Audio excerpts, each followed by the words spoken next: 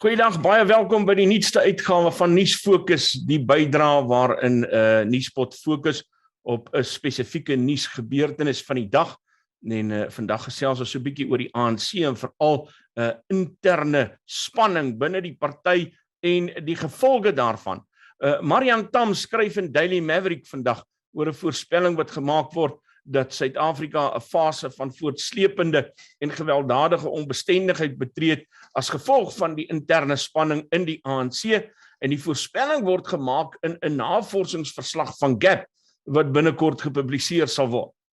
Nou die studie met die titel The Near Future of South Africa, Protest and Political Stability deur Ivar Chipkin, Jelena Vidijovic en ook Lawrence Rau en Daniel Saxenburg bied dan nou onbetwisbare bewyse aan dat uitgebreide leierskapstryd in die ANC die grootste bydraende faktor tot politieke onbestendigheid en konflik in Suid-Afrika is. En die resultate van die navorsingsverslag resoneer dan met die van die president se kundigheidspaneel se verslag wat in November 2021 uitgereik is en spesifiek toegespits was op die betogings en geweld van Julie verlede jaar. Die paneel onder leiding van professor Sandy Africa het tot die gevolgtrekking gekom dat die soort geweld in intensiteit sal toeneem in die aanloop tot die ANC se verkiesingskonferensie later vanjaar. Die Gapp-verslag gaan 'n bietjie verder selfs en dui aan dat die georganiseerde aard van die geweld en die betrokkenheid van politieke elite vanuit die ANC, die word dikwels onderskat. Rather than a revolt of the poor, the rise in conflict since 29 is more likely the consequence of revolts in the ANC, sê die skrywers aldus Marianne Thamm se verslag. Hulle het ook bevind dat die skerp styging in betogings sedert die einde van 2017 daarop dui dat president Cyril Ramaphosa nie dieselfde gesag as sy voorganger afdwing nie en die land dus baie waarskynlik 'n fase van voortsleepende en gewelddadige onbestendigheid betree. Volgens hierdie navorsing het Zuma dit dan nou glo reg gekry om die soort onbestendigheid in toom te hou deur middel van patronaatskap en onderdrukking en eenheid in die ANC het aldus die navorsers gekom ten koste van die grondwetlike raamwerk, die ekonomie en staatsondernemings. Van die ander sleutelbevindings is dat as die ANC se steun daal, sal die party mettertyd al hoe minder aantreklik vir die aspirant elite kandidaate word en hulle sal dan nou politieke heil op ander maniere wil verwesenlik. Simply put, elite contestation is likely to become more violent as the cake shrinks, skryf die skrywers dan. Terwyl grootskaalse werkloosheid en armoede olie op die vuur van politieke entrepreneurs is dit egter nie die kwessies wat die betogings en geweld teweeggebring het nie. Die skrywers van hierdie verslag skryf dat die ANC na 1994 twis en onenigheid in die party intern gehanteer het deur lede as amptenare in die staat en die regering aan te stel, asook in staatsondernemings. Op die manier is 'n uitgesoekte klomp entrepreneurs en kapitaliste vasgevang in 'n stelsel van patronaatskap as gevolg van die land se monsteragtige gedesentraliseerde staatsverkrygingsstrukture. En die Sonderkommissie het dit ook baie duidelik uitgewys. Hoewel die soort maatreëls dan nou bestendigheid vir die land verseker het dit korte mette gemaak met goeie regering.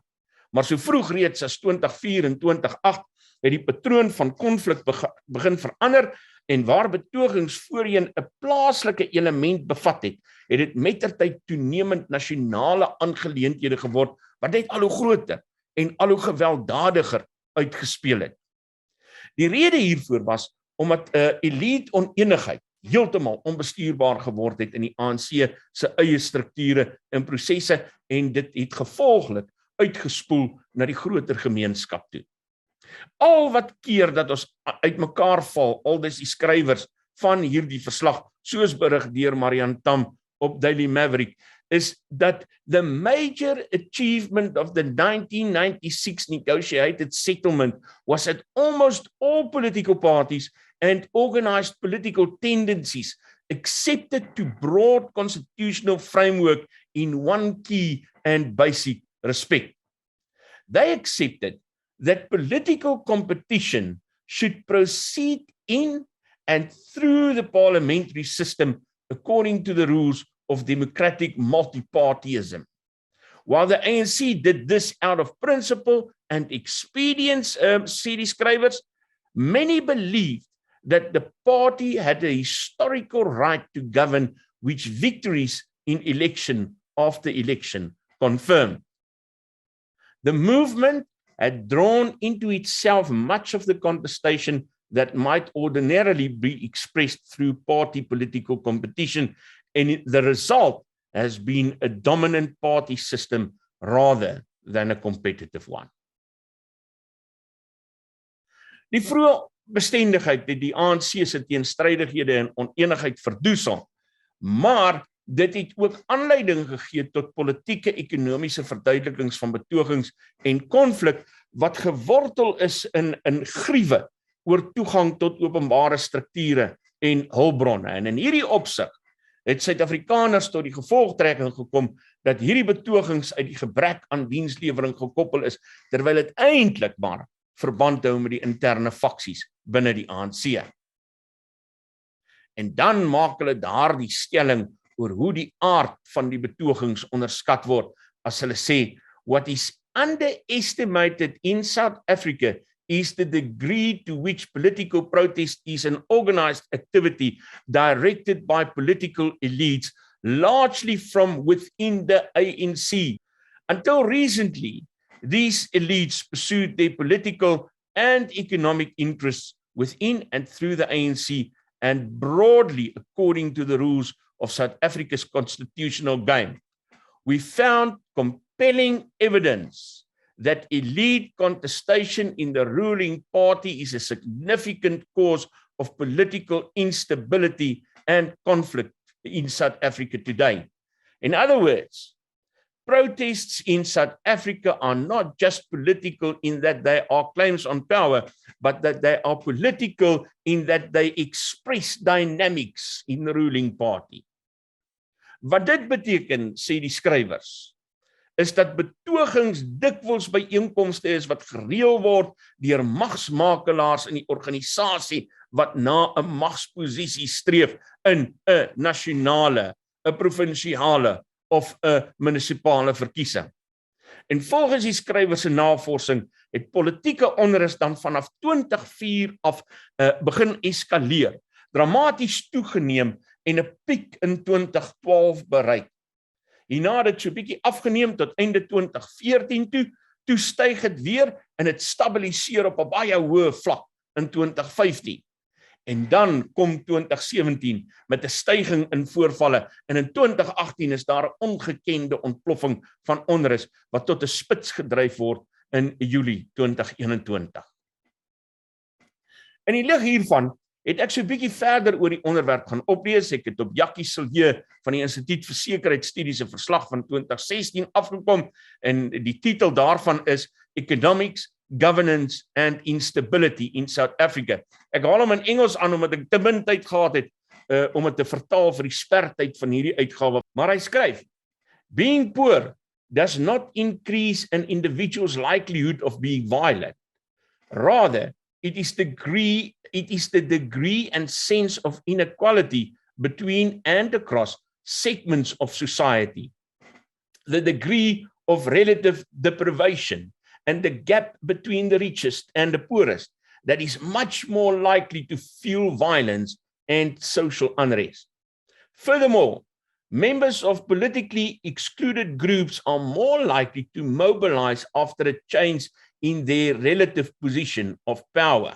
En dan ook hierdie paragraaf, as hy sê, moreover, being unemployed, often a characteristic of poverty, means that local citizens are available for mobilization and participation in protests, political meetings, and demonstrations, particularly if these are accompanied by gift of food hampers, T-shirts and other incentives. Daar's ook 'n artikel deur Bill, Gapp en Nassim wat in 2005 reeds in die Journal of Southern African Studies verskyn het. Hulle skryf dit onder die titel Fragile Stability State and Society in Democratic South Africa. Ook weer is net 'n klein stukkie daarvan aanhaal as hulle skryf. The article shows how state authority and capacity have been regenerated from a position of severe weakness at the time of the transition to a situation today where it has substantial capabilities in exercising basic functions such as policing, border control, and taxation. However, we argue that in many other social arenas, both stability and fragility have increased. Drawing on other articles in this special issue, we discussed the different patterns in which the contradictory combination of stability and fragility has evolved. The macroeconomic situation has been both stabilizing and destabilizing, but different policies have been responsible for each. And we suggest that single-party dominance of the political arena, the continuous salience of race relations, black economic empowerment, militarism, and corruption are arenas where the same social or political processes have both promoted stability and added to the potential for destabilization. Dit reeds in 2005 geskryf. En dan is daar die artikel van professor Andre Dievenage, wat in 2016 in die tydskrif vir Geesteswetenskappe skryf onder die titel Die Suid-Afrikaanse politieke omgewing enkele strategiese perspektiewe. En hy skryf dan, daar's konsensus vanuit talle oorde dat die politieke omgewing in Suid-Afrika tans besig is om meer onstabiel te raak. Daar word selfs van 'n perfekte storm gepraat. Uitkomste van hierdie politieke traject sluit in patrone van politieke en sosiale onstabiliteit, die sekurokratisering van die staat in 'n postkoloniale dinamika wat homself laat geld met as fokus 'n sterk antikoloniale en anti-westerse sentiment. Kombinasies van hierdie faktore skep tans 'n omgewing van groot politieke onstabiliteit en onsekerheid met verrykende implikasies vir alle sosiale instellings met inbegrip van die hoër onderwysstellings in die algemeen en universiteite in besonder. Tot onlangs was universiteite slegs op 'n beperkte en soms indirekte wyse blootgestel aan die dinamiese kragte wat onsself in die politieke omgewing begin vestig het. Dit het egter onherroepelik tydens 2015 verander met die Roads Must Fall en Feast Must Fall veldtogte in samehang met die aandrang op die radikale transformasie van die universiteitsomgewing. Met die finalisering van hierdie artikel het Feast Must Fall 2 begin en is patrone van revolusionêre geweld besig om drasties te eskaleer en word bykans alle universiteite direk of indirek hierdeur geraak. Verrykende politieke, ekonomiese en sosiale drywers van verandering is tans prominent met as uitkoms 'n patroon van dinamiese equilibrium. So skryf professor Andre Dievenage in 2016 in die tydskrif vir Geesteswetenskappe. En as 'n mens hierdie 3 aanhalings bymekaar gaan sit met dit wat ons uit Marianne Thamm se artikel uithaal vandag, dan is daar patrone waar te neem wat belangrik is in hierdie opsig. Iets waaroor ek dink ons baie bekommerd moet begin raak in die aanloop tot 2024, maar meer nog in die aanloop tot die leierskapverkiesing. Die ANC is inderdaad besig om met sy interne stryd die land lam te lê en te verinneweer. Groetnis tot môre as ek terug is met 'n nuwe uitgawe van 'n Nuusfokus.